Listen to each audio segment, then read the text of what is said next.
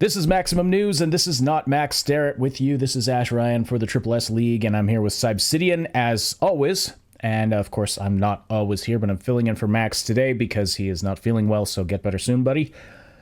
But we are bringing you the video game news of the week. We've got some stuff to discuss about that Palworld lawsuit, some stuff to discuss about BioWare, and then Hogwarts Legacy sequel, and some other fun stuff, including... Knock, knock. Oh, what? Oh, who's there? Knock, knock. Who's there? Well, it's definitely not Kotaku because they're finished. I got the jokes. I'm Sybsidian. I got the jokes. So I bring in the humor. Hey, so Warcraft. yeah, what is going on with Kotaku? So they, the website's still there, obviously, but they're just closing shop. Like we all knew this was happening. They've been trying to sell it off. The company who owns them has been trying to sell it off along with everything else they own, as far as like the in the mediascape world goes. But it's just not been working. They kept trying to get some people in there. They got a new chief editor in there who's decided to attack pretty much like 90% of the users that would come to Kotaku for content. And shockingly, they lost 90% of the viewers. Have they not been paying attention over the past 5, 6, 7 years? And do they not know how to run a basic company? I mean, it's really basic. It's like you don't insult the people that use your services. Like, the people that use your services, the people that generate your revenue, the people that buy your product. Like, we've seen this with movies. We've seen this with video games. We've seen, like, it... I mean, besides the fact that it's just basic logic that you don't insult your own user base or your own customers, that we've seen the effects of this over the past few years. Some very concrete examples of things just tanking because of, the whole, well, you don't like it, you don't buy it, or you're a bunch of morons. Don't you guys have phones? Like, it goes all the way back to that. And then, but these companies, they just don't learn. What is it? Why are they all run by idiots? Anyway. Speaking of World of Warcraft, Warcraft in general is now 30 years old. They just had their stream earlier today, and a celebration stream. They're announcing a whole bunch of stuff.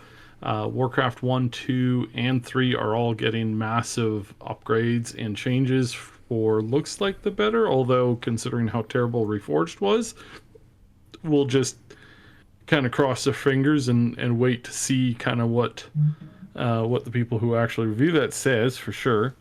Yeah, it's good to see the IP now becoming 30 years old, just like the majority of their player base. So yeah. in their 30s. I was going to say, for all those who started playing in the womb, they're now the same age. Right. Well, so it's which means of course they're actually a lot older. Most of their audience is a little older, and I say that as a unlike Kotaku, I say that as a gentle self-deprecating humorous joke because I still play a lot of Warcraft from time to time. But yeah, overall, it's the series has had a really long spin. It's a core pillar in gaming, and I just hope that they're around in another 30 years, and hopefully with a lot better stuff to add. They are moving in that direction, and there's some general stuff that they're improving on, but we really got to see what Phil Spencer, Microsoft, and then all of the new tech and everything is, see where that's all going as far as directions for the future. I can't wait for the LAN parties at the retirement home. Yeah, right. So yeah, just generally speaking, it's they've had a kind of a good day today. We'll see kind of where it goes from here. Well, happy birthday, Warcraft, or anniversary, whatever you want to call it. And speaking of long-standing pillars of or games that have been long-standing pillars of, in people's minds, that we have a fun story about Metal Gear Solid 3. There's been a secret that they've kept for 20 years. Who exactly was the voice of Eva? Anyway, it was credited to a voice actress named Suzette Minette or Minet or something like that. I'm not entirely sure how to pronounce that. It's Minet, but the N has one of those little squiggles over it. So I don't know, a tilde or whatever it's called. Suzette Minette or Suzette Minet, and people quickly realized that is a very fake-sounding name, and weren't sure that this was a real person. And but they had their suspicions about who actually voiced Eva in Metal Gear Solid 3 Snake Eater, and it's finally been confirmed right around the 20-year anniversary of the game that it was indeed Jodie Benson, the voice of Ariel in Disney's The Little Mermaid. And the reason that she had distanced herself and used a pseudonym was because all the other stuff she was working on at the time was all this family-friendly, movies for kids and all that. And so it was actually her voice coach on the game suggested she use a pseudonym, and so she picked the name of her childhood dog. So it's really funny and weird considering that's coming from Disney. And it's what could be more wholesome and family-friendly than a story about a teenage girl who abandons her family and transforms into a different species to be with a guy that she thinks is hot and has never spoken to. I mean, just that's wholesome family stuff right there. Yeah. Anyway. Yeah. But I mean, just in general, it's like, oh, you mean the world taking over organization that's trying to like control all the governments and take away the freedoms of her. Oh yeah, that's really far away from Disney. Of course it is. Of course it is. Of course. What was I thinking? That's and ridiculous. the funny. I mean, I just watched Deadpool and Wolverine, which is officially a Disney movie, and that family-friendly thing just out the window. I've heard some really bizarre rumors about that recently. I've heard this bizarre, insane rumor that Ryan Reynolds wants to buy Marvel from Disney. That would be interesting. That would be very interesting. And a lot of people are like, what's a movie like? How is a movie star going to do that? Ryan Reynolds is a billionaire. Well, yeah, the dude's been acting people forget. Oh no, it's not the acting. He's like a genius when it comes to investments. He's had multiple investments where he's invested anywhere between like $10 and $100 million, and then he gets usually like 10 times that back. So he's been doing really good. I think he is officially a billionaire, and he has a lot of friends that are worth a lot of money, and if he were to say, hey, I want to buy this thing, the only thing that would prevent him from doing so would be literally just Disney saying no. But being that they're in a bit of a cash crunch, I don't think it's going to happen. I don't think they're in a position where they're considering it, but I can imagine if they keep hemorrhaging into the water, the sharks will eventually get them down to the point where they're like, all right, anything to get me out of here. So I don't know. We'll see how that goes. Well, I'm sure he would do a better job than Disney has recently with that. Mm-hmm. I mean, the Infinity Saga was pretty good, but everything since then is kind of. Yeah. There's been some good stuff, but. Yeah. Anyway, we should move on. And speaking of dystopian companies, mega corporations. Nintendo is suing Palworld, and some details have come out about it now, and they're just kind of weird. Okay, so catch us up, give us a brief 30-second recap of what's been going on with the Palworld lawsuit, and then let us know the new stuff. Yeah, so there's this really, really popular game that had all these cute, cuddly creatures, and then another game came along and ripped off of them and basically copied everything almost verbatim from that previous game. I am, of course, talking about Dragon Quest and Pokemon that came and stole pretty much everything from Dragon Quest. Pokemon ripped off Dragon Quest, okay. Yeah. So then fast forward like 20, 30 years, and now this other company, makes this game called Palworld that has a lot of, like, let's be honest, direct similarities, and some stuff that's some of the art that's very, like, um, close to identical, but in a weird way of, like, how Disney is super weird. That's not actually what they're suing over. What they're suing over basically boils down to the capture mechanic, which Well, is everything else even is probably more weird. Yeah. Because and I have some inside track on this. But it's more weird because you would have thought every lawyer in the world thought that they would be going after them for the clear artistic, impropriety of taking the stuff. But they didn't do that. And the reason for that is because if they were to sue and win, that would essentially set them up to be sued by the original creators of Dragon Quest, and that wouldn't go down very well. I would have to think that would be a difficult lawsuit to win. Yeah, and anyway. And there's a whole bunch of, like Nintendo really has been, like, they're very litigious. They like going after people. They have a very active group of lawyers. They've never lost a case ever, period. And they have enough lawyers to keep you tied up for centuries. It is a very, that side of the company is really, I would genuinely say, really dark. There were a lot of games in the early days, like Mario 2, the side-scrolling one, the one where he's in the dreamscape and you get to play as Peach and yeah, Mario Brothers 2 USA. Yeah, basically. Yeah. So it's that game was not originally a Mario game, and there's some really crazy stories with how they took that over and changed a bunch of stuff. There is this thing that I picked up. I mentioned originally when the story came about, that the original creator of Dragon Quest was like, "I wish all the best to Nintendo," suing over the inappropriate use of graphics taken from another game, smiley face, and some other stuff that's just kind of funny and weird and bizarre and all this kind of stuff. But yeah, they are suing for multi-billion-dollar company that they are suing for $66,000 in damages. 66,000?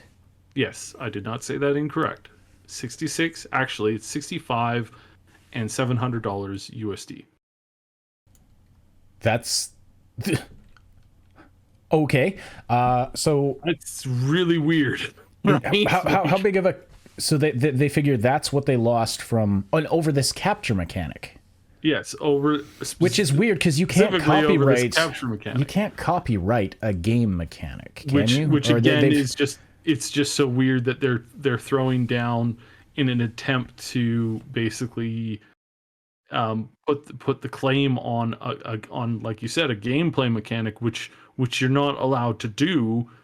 Yeah, I think like people have tried to patent companies that have done it. Like some people, some companies have patented. Right? Yeah, which is really I don't know about which is so that. dumb, very unhealthy. I don't know how I feel about that, because then where does it end with that, right? I mean, is the I know it's obviously, I mean, you couldn't retroactively go back and do this, but that would be like someone patenting the first-person shooter thing. Like if you're in a first-person's perspective and shooting a gun, that's patented and no one else can do it. Or my character in a video game can jump. Like you push a button and he jumps. I'm going to patent that. And it's really kind of gross the way that some people want to do stuff like that. But then on top of this, you've got this very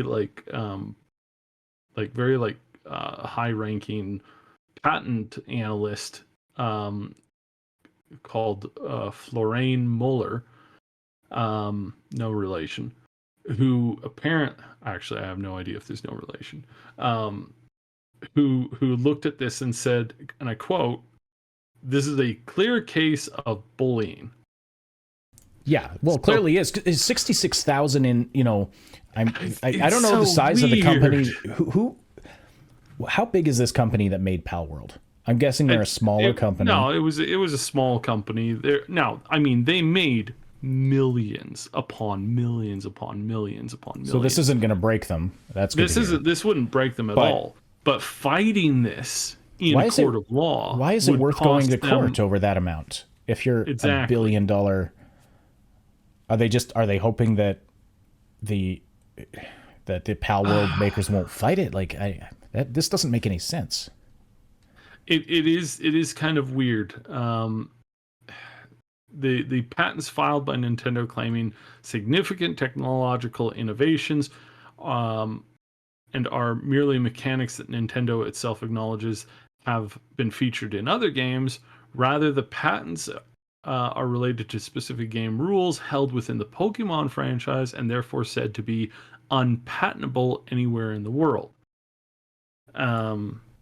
So yeah, Mueller went on to state that this is an attempt to leverage a patent system against a smaller company and late entrant to the game market, which again is not something you want, because if we let this fly, then this is just it's basically pure evil. You're setting yourself up to essentially have it so that nobody can enter the games market aside from existing franchises and existing companies, and because of how they've been gobbling everything up, it'll eventually end up being just like, it'll be like what, like EA, Tencent,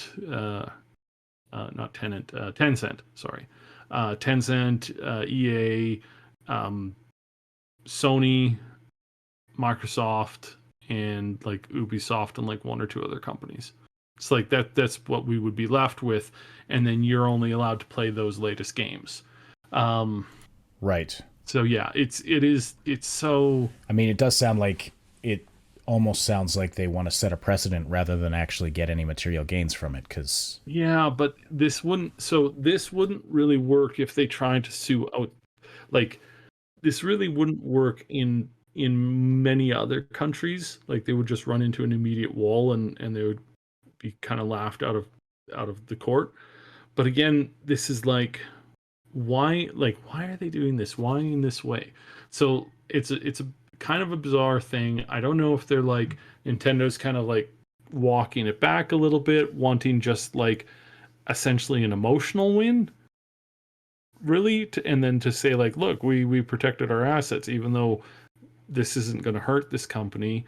They're probably going to change a bunch of stuff going forward, because now they have the money to, right? Before it was kind of like, you kind of tread a fine line, right? And there's lots of games that are like this. There's lots of like parody games that they walk a pretty fine line with some stuff, whether it's like, Disney or Nintendo or some of the other big franchises out there. I have played a bunch of games where it's like they're walking a real fine line. Like, they're really trying to thread that needle. Yeah, with their... Yeah, and it's like it's good. It's like some of the best games I've played are parodies of other products, and it just hits so good because it's so. And so that's kind of one of those things where it's like, this is honestly very bizarre. And I will say this for sure, it's 100% bizarre. Like, it's 100% like insane that Nintendo is doing this, and I kind of like shrug my shoulders and go, okay, I guess. So yeah. It's a weird thing. If nothing else, it'll definitely discourage any other smaller companies from getting anywhere close to Nintendo's domain, if you will, which is a bad thing, because, right? I mean, how many times have we seen, like, that's where a lot of these clone games or fan games come from, is it's like, okay, that's good over there, but it's the same formula over and over again, and some fan of it sees where it could be just a bit better, and then they make a game based on that. That's what we want. Yeah, and we've said it. I've said it before 1,000 times when it comes to, especially people like Blizzard, where it's like no, you don't want to claim, and you don't want to stifle the creation of mods or the creation of fan made content and games. It's like, yeah, in the case of like Blizzard, Activision at the time, the MOBA games were essentially created in the Warcraft 3 engine, and they became Dota, right? And then Dota became split off from that, became both Dota 2, its own thing under its own company, and then League of Legends, of course, under its own thing. And they were stupid to let that go. Like they really were. But the fix for it wasn't to say, oh well, now anytime you make a game mode, we own that intellectual property. No, the best thing that they could have done was to reach out to those devs immediately, go and say, hey, you're doing a really good job here. You know, Come let's work give for you us. some tools and work for us, Yeah, right? Like exactly. like and then stay out of their hair as much as possible, like as far as the creation and gameplay aspect of it goes. And then you push your, and then you help them push advertising and stuff like that. But yeah, it's bizarre, it's weird, and yeah, yeah. All right. So yeah, yeah. So is that the extent of the updates on Palworld? Basically, Okay. like the game is of course getting more and more updates. The modding scene for the game, I gotta shout out the modding scene. The modding scene for Palworld is amazing, and it's really cool to see that growing. And that was something that I was pleasantly surprised with. I was like, oh wow, these mods are actually really good, and there's a lot of them. And then that actually led me to discovering that people are actually modding Genshin Impact games too. So that's another thing where it's like, oh, wow, that's great. Wow, that's awesome. Love it. So yeah, all that kind of stuff is continuing to get better and better and better, and I look forward to more of this growing. But yeah, this is definitely a risk and a potential. Like, I mean, they like Nintendo really has like put the kibosh on a lot of stuff, from everything from emulators to other things where it's like, and again, that one is like they stopped the emulation tools that were running on the Nintendo Switch that actually made the Nintendo Switch run better. And you'd think by the end of the day, again, it's like, why aren't you guys incorporating this instead of trying to Yeah. to crush it with a bat? But then I mean, how many times have I railed against Nintendo for clearly not giving people what they're asking for, no matter how much money they're like attempting to give them? And it's crazy to me because Nintendo's had more than one time where they've been struggling for cash, and yet people are sitting there, fans, players are sitting there, not other corporations, with giant truckloads of money saying, please, can you give us this? And they're like, no, we don't want to do that. Right. That's not something we want to do. We want to do something new. Pay, like, you gotta buy our new console. It's like, it's not what we're asking for. Yep. So yeah, frustrating. I did see a headline earlier that I'm just looking up. Nintendo has apparently, it looks like Nintendo took over the website of the Ryujin website of the Switch emulator. Yeah, the emulator. Yeah, they took I over. wonder They why now own the website. Yeah. I wonder why they would do that. Well, to gain access to it, to make sure Yeah. that it's not used. They now own that, so nobody can come out with like a general like spin on the name. So now they own it. But again, at no point did they incorporate any of the genius level coding that made the Switch Made it work. And you know made what? it actually, the Switch actually work better. And again, you're just like, why are they doing this? Do you know what is crazy though? Like, Nintendo really, okay, any company that tries to stifle mods at this point just hates money. And we've just talked about how much Nintendo must hate money. They just must not like it, because they leave so much of it on the table. You saw the video I sent you earlier, right? Which one? That new level of modding that they're doing with AI. Oh, I briefly, but haven't been able to really go deep into it. But yeah, the thing is, this is only good for, like, I mean, for all their flaws, Bethesda has proved this. It's only good for their company if they allow and support modding. And this is really true for pretty much any game out there. And if Nintendo would embrace that instead of trying to stifle it all the time, the only reason that the ROM hacking community exists is thanks to I should explain what that is. So there's a lot of people who take old Nintendo games and turn them into, like, basically crack them open and build their own thing with them. And there are zillions and zillions, especially like Super Mario World. And these are incredibly popular among a certain group of people. Why doesn't Nintendo just have an official, like a Super Mario World modding tool and an emulator that it can be played on?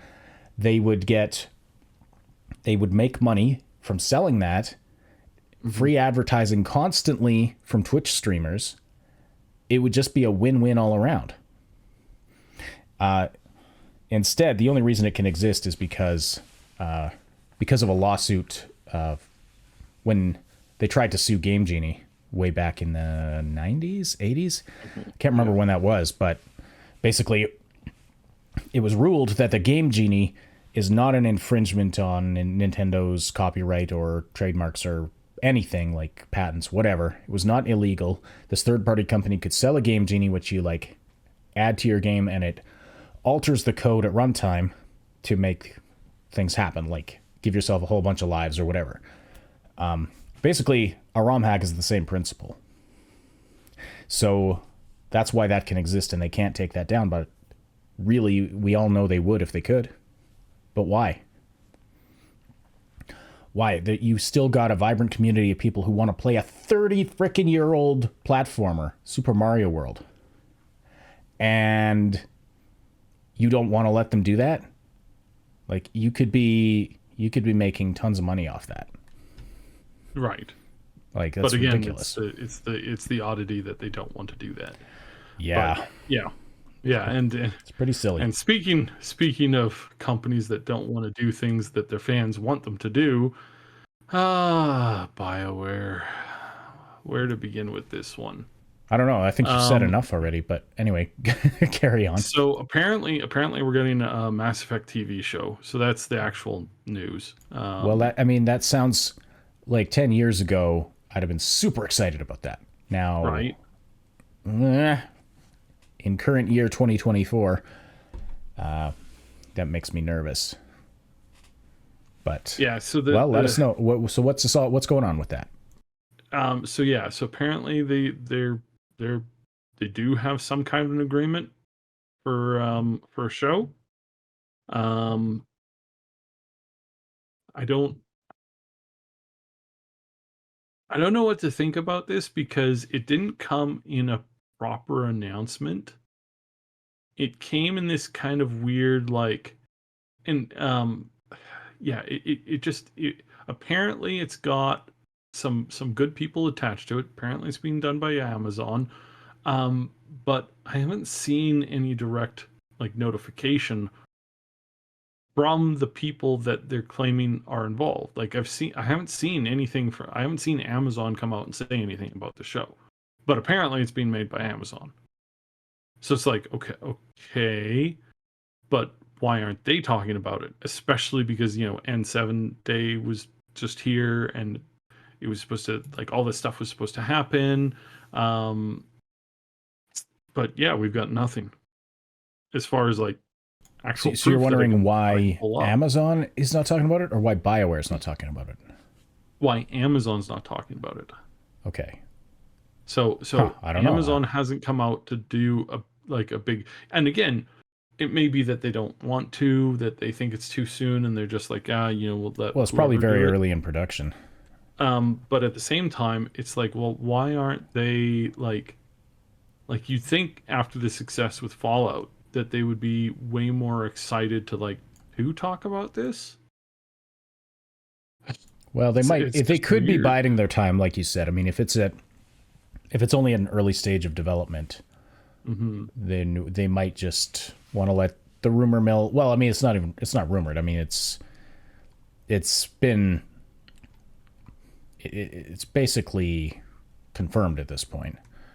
Like supposedly, and it's supposedly, so the show is apparently written by Daniel Casey, who's also set to be an executive producer.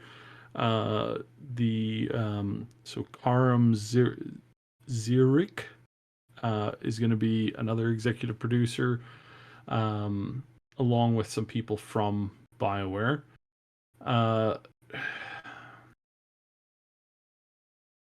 Okay.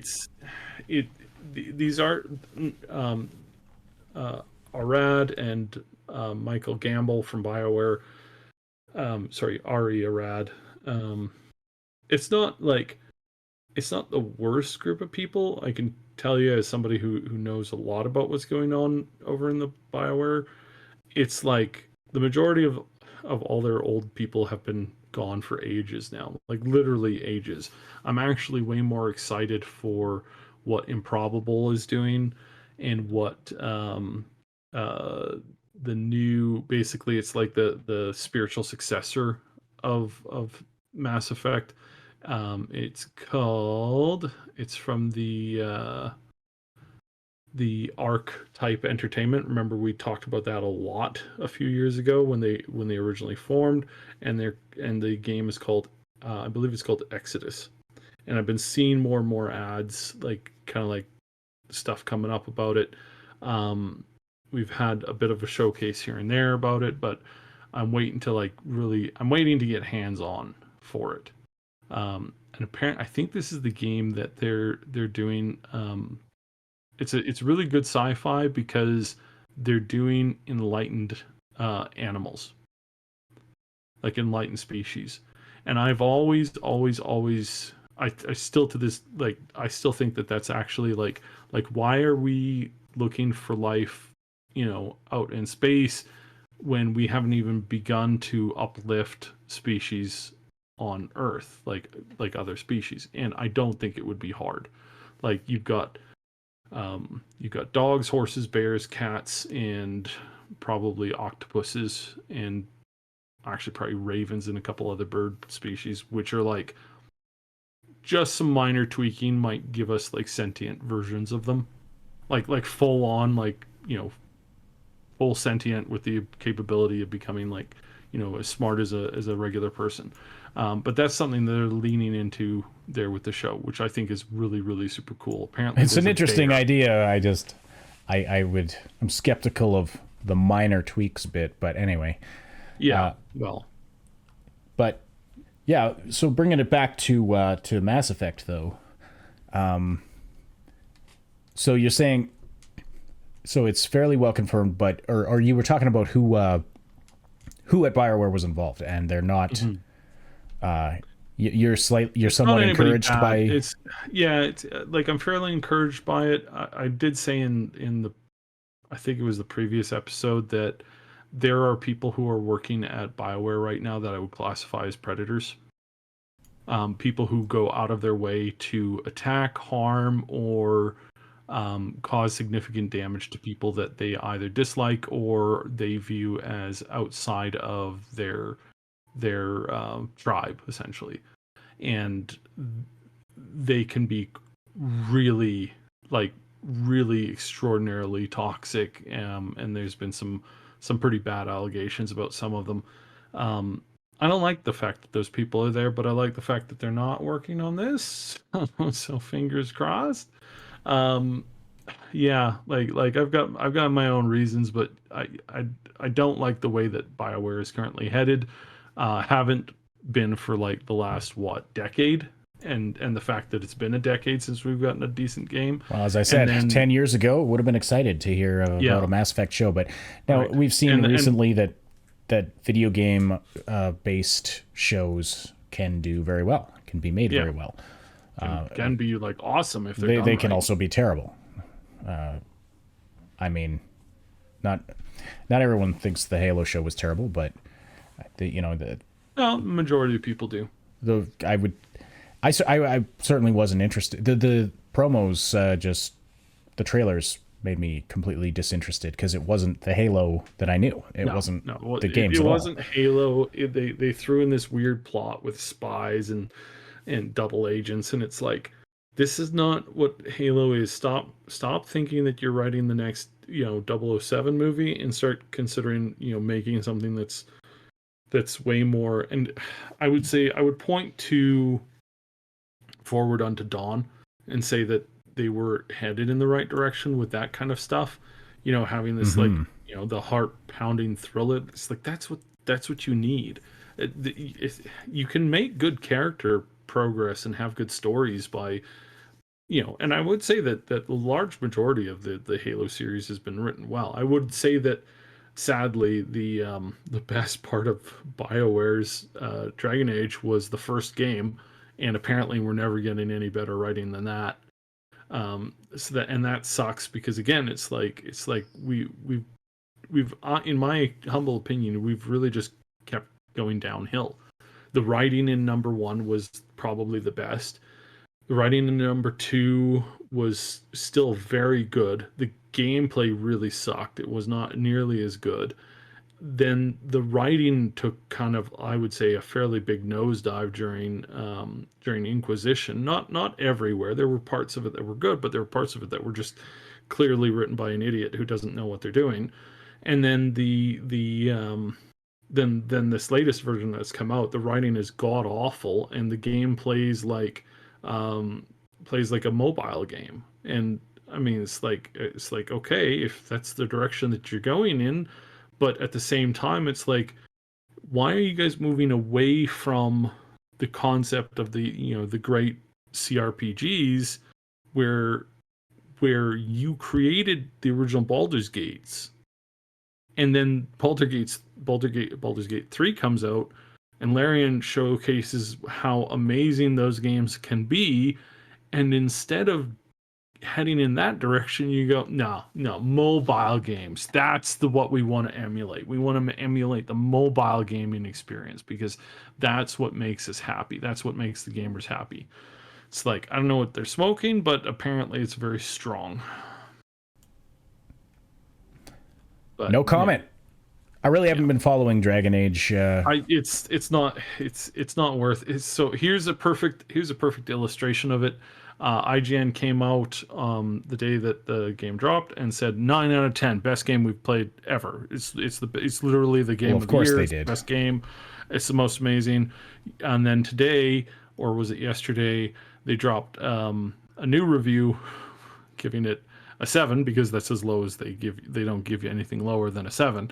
And they're like 7. It's actually not nearly as good as their predecessors. They're missing a bunch of stuff. The dialogue, the story is written by, you know, what feels like HR, and it's just not as good as the previous entries. And everybody's going, what the hell? They changed their review, or was it a review by a different person? Oh yeah, and they're getting lambasted on social media. They're like, people are like, you went from greatest game of the year to probably not a very, like what in the world is going on over there? Like this is ridiculous. Like did you base this all off of, like, you know, 4 hours of like we watched the first 2 minutes of the first cutscene and it was just incredible. Well, but that's the thing. It's like so the game is like really bad early on. Like the writing, the sets are great. Like the sets are amazing. Their art team is still doing a good job, but everything about the game was like, in the early play sessions, it's not nearly as good. At the end, everybody's like, oh my goodness, the writing is way, you know, better. But I would say that's not the core writing team doing that. That's the original stories that were written by the original writers who had mapped out the whole story, and everything that they were playing up to get up to that point was written by their new staff. Whereas the ending is kind of what they had to follow more of this previous direction on. And so it's like the foundation of that was good, but all of the filler stuff, which is what you're playing in the early parts of the game, that filler stuff is not good. So, and that's the downside of that. So yeah. All right. Weird, gross, dumb, stupid. So I guess that about takes care of the BioWare stuff, unless was there anything else you had to add about that? Yeah, there's a lot more I would add about it, but I shouldn't. So yeah. Okay, fair. Oh, apparently we'll move on. Arcane Season 2 is out. Yeah. So Arcane Season 2 is out. Max was going to watch it. I was going to watch it. I don't know if Max got around to watching it now. I have not had a chance to watch it yet. Most of the official reviews for the first episode dropped. Looks like most of them dropped like 8 to 10 hours ago. So yeah, it's looking good. It's looking good, but I haven't had a chance to actually get into it. I did see the one of the early trailers. Art looks amazing. Overall story still looks amazing. Fingers crossed. We're really looking forward to seeing more, more of the great storytelling that they did in the last one. So, fingers crossed they really nail it. I'm probably gonna wait until at least 2 episodes are out before I start watching it. So yeah, I really hope they don't mess it up. I really hope that it just slams. Season 1 was home. Season 1 was received very well and probably was a big part of CDPR's recovery with Cyberpunk 2077. I am talking about the right show, right? Arcane with League of Legends, yeah. League of Legends. That's the League of Legends show. Sorry, what's the Cyberpunk show that came out that everyone really loved? You mean the Cyberpunk anime? Yeah. What's that one called? Yeah, the Cyberpunk anime. It's not called the Cyberpunk anime. Yeah, it's the Cyberpunk anime in my headspace. So that's not what it's called. Oh gosh, dude. Edge Runners. Okay, I'm sorry, I had these mixed up. But anyway, sorry, we're talking about Arcane, the League of Legends show. Okay. Yeah. I know what you're. I don't know, but anyway, still both good examples of a video game world translating well into television, whether it's animated or live action. We've seen it now with Fallout. We've seen it now with The Last of Us, which I actually haven't seen, but I know Max loves it, and I don't know why you haven't watched it. Arcane I've just never probably one of the masterpieces of television. Well, now I'm talking about The Last of Us, but yeah. Oh, sorry. The Last of We're Us talking past each other. Mid. Max, we need you back. I'm out of practice here. Yeah, so Last of Us mid, Edge Runners good, obviously. Way better than what most stuff could put out. I hate sad endings though, so content warning for that one. Is there going to be more Edge Runners? I don't know. It's a good question. It did so well, but I don't know. I would imagine so. I think it would be kind of stupid for them to not do it, and I think that's pretty much right. It would be very stupid for them to not do more. But it's the studio, the stuff takes time to put together. That took of course, yeah. It was 3 years, and they put a rush on it. So yeah. Right. Anyway, so for those of you interested, Arcane Season 2 is in the process of releasing. So they're going an episode a week. Is that how it's I believe so. So it's gonna be it's gonna be it's gonna be a while before we get through the whole of the next season. Again, I think I won't say for sure. I don't know if they're gonna do a full release. I know that they're teasing some stuff for the final episode, so that was put out a couple hours earlier today. So yeah, so we'll see where that goes.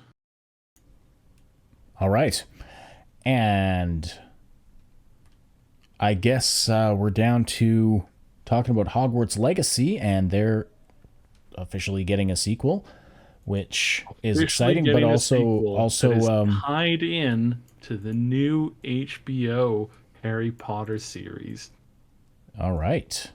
Ooh, so very interesting. That is interesting, and it's to have that kind of a crossover lore between TV and video games is very cool to see. And actually, when I played Hogwarts Legacy, I had not yet seen the Fantastic Beasts movies, and so when I actually watched those and realized how much of the lore crossover there was between those movies specifically, you know, in terms of the creatures and all that, and you know, yeah, mostly the different types of creatures. I was like, oh, those are in the game. That's awesome. You know, it was just some really cool stuff to you know, to see those common elements coming through. So yeah, to have now an HBO Harry Potter or Hogwarts series. That's interesting.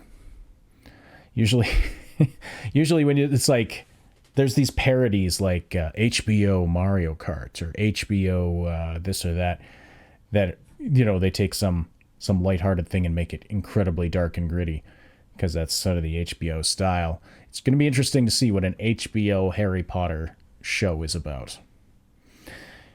But the Hogwarts Legacy sequel, now, I was reading just before we started recording that some are worried that a sequel to Hogwarts Legacy might be live service based. And that makes some people nervous.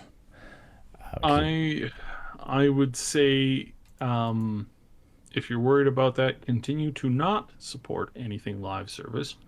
Continue to hammer any company that does.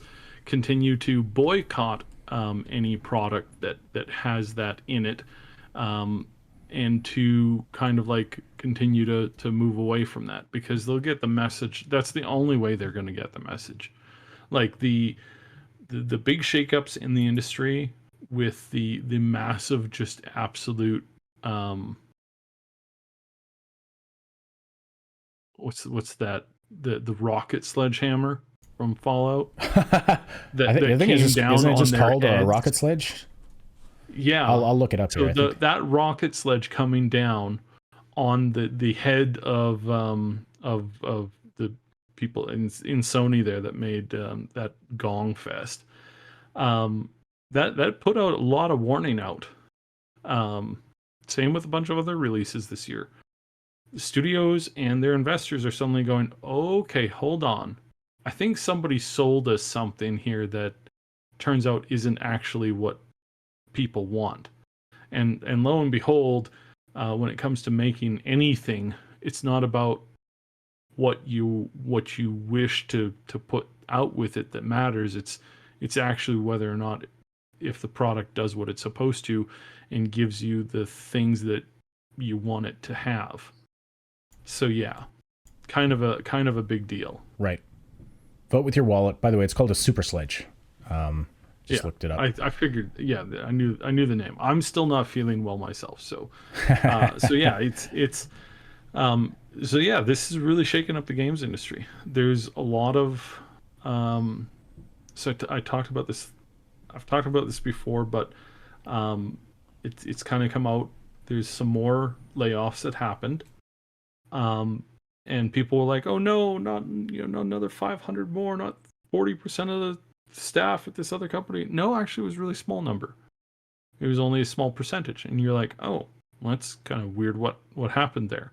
What department are those people from?" "Oh, they're all from that one department that nobody likes." Huh. Okay. Well, maybe we're getting back to a sense of normalcy. Maybe we're getting back to sticking with actually getting content in games and products that people actually want and are not necessarily, that like, we're not interested in products that don't listen to the average gamer.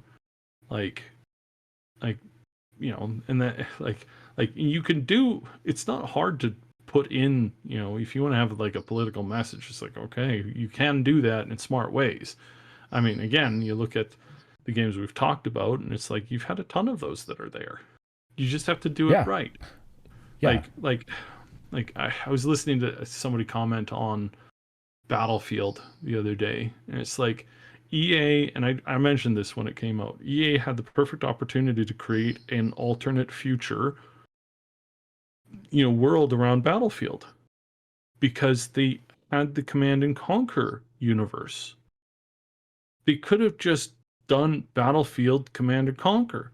That would have, and you introduce all the crazy tech technology that was in the Command and Conquer world that wasn't in this world, and that was a time split off of World War II. It's like this is not impossible to do. It takes a bit of like it would have made sense to all the gamers out there, but that's not what they were looking for. They were looking for like some kind of social dunk, I guess, or pandering that ended up putting them in the wall. So yeah, dumb, stupid. Yeah, you wish people, and it does a disservice to the actual things that people are trying to spout for, right? Like, it's like there is better ways to communicate this stuff. You don't communicate this stuff by being a prissy know-it-all, that dunks on people and spits in their face. It's like, that's not, shockingly, that's not how you you win hearts and minds and change opinions. And you catch more flies with vinegar, or sorry, with honey than you do with vinegar. Not saying that we're flies, but it's just well, it's yeah, like, yeah. But your point is, there's so many better ways to emphasize what's going on, and you just had people who were just like, no, I don't care. Well, no, they want to be like, they want to tell you the right way to think about things, exactly, rather than making you think, rather than inspiring you to think, which is, I tell you, I've had my mind changed about big issues just by someone calmly, or just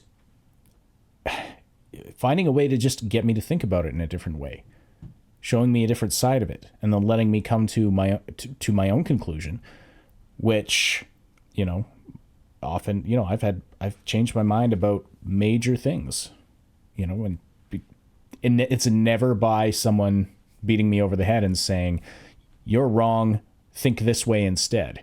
It's always by like, well, have you considered this? Have you considered that? And really giving me something challenging for my brain to process. That's how it works. Exactly.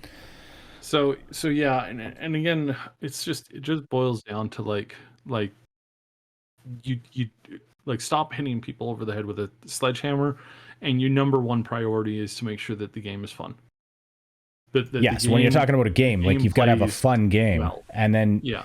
But some of them, I always go back to, I remember having a moral crisis at the end of Deus Ex. Like, which of you have to make a choice between 3 endings, or siding with one of 3. It's a 3-sided choice. Each way is gonna have massive ramifications. Each way has upsides and downsides. Each way aligns with a different group of people. And in this case, people being in air quotes, because very loose definition of the word people. But anyway, those are some of the best games ever. Those are some of the most memorable games ever. Where you really are like torn between 2 sides of something. So, right, yeah, like, and that's the way to do it. Because then you have to have. But your point is absolutely correct. You have to have fun gameplay, or else someone's not going to get to that ending choice that really tears them apart. So, yes, gameplay has to be first and foremost. Absolutely. Graphics are secondary. Honestly, like, I love a game with beautiful photorealistic graphics, but if it plays like crap, I'm not going to play it for more than a few hours. Whereas, like, I'm playing Half-Life right now, the original Half-Life, and loving it, because it's just so much fun zipping around and fighting these alien things, finding your way out of, around these maps. The graphics are crap. I mean, they're, this is a game from the 90s, right? Or was it early 2000s? Decades old game. Still fun. Long time ago. Still fun, even though, the graphics are terrible. And you walk around, you're walking around in a facility, and there's like 3 models, three human models used over and over again. So everyone's clones of each other, right? It's what it looks like. It's kind of like, aha, that's kind of funny. Obvious limitations of the technology of the time. But, you know, you kind of get past that and have a fun time playing the game. In fact, I'll probably record some footage of that to use as the backdrop for this video, since I don't have any footage from Max to use this week, so not sure what he's been playing lately. But hopefully he is feeling well, or gets, you know, starts to feel better soon and is able to host the show next week, next edition of the show. Usually you guys have been recording on the weekends and then the show comes out on the Monday just due to scheduling. But, you know, we're actually recording on a Wednesday this week just because that's kind of how it worked out after Max wasn't able to do the episode and, you know, I had to step in. So Sib and I are recording this on a Wednesday and hopefully I can get it out today. If not, it'll be out on the Thursday. But was there anything else you wanted to talk about, Sib? No, I'm we're working on stuff. We've got some things rolling. I was at a convention last weekend and we met with a couple of people. So yeah, we're working on stuff.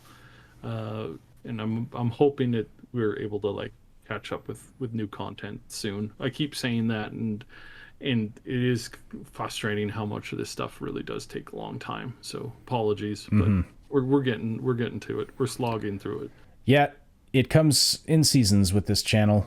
I've been working. Yeah, if you haven't yet, I invite all of you to check out my new channel, Scenometry. It's you'll find linked down below. If you are a fan of Futurama, you will love that. But yeah, you can always check back here on the Triple S League every week for maximum news with Max Derrat, usually.